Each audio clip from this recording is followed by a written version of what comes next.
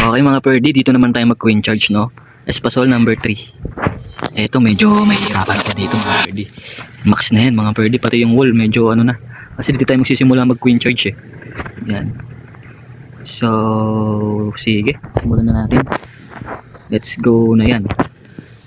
Sana makachamba ulit tayo. Opo, huwag ka na mag-lag. Huwag ka muna mag-lag. Okay. Dito tayo mag-plane. Yan. Tapos, simulan na ba natin ito?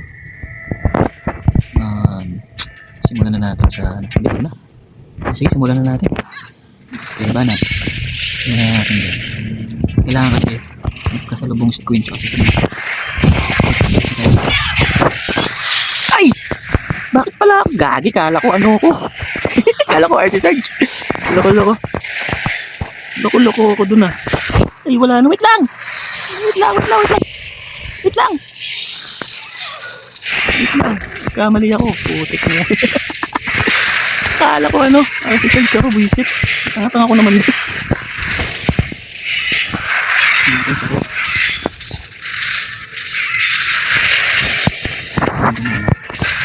Grabe, sakit.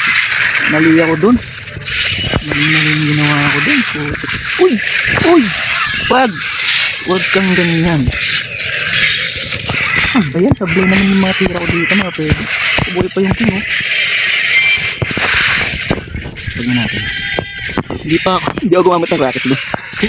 Ng toko na yun. Dahil ko sablay, ah. Pero buhay pa naman yung queen. Hindi ako gumamit ng rocket launch pala. Ng toko na yun. Buhay pa yung queen, buhay pa.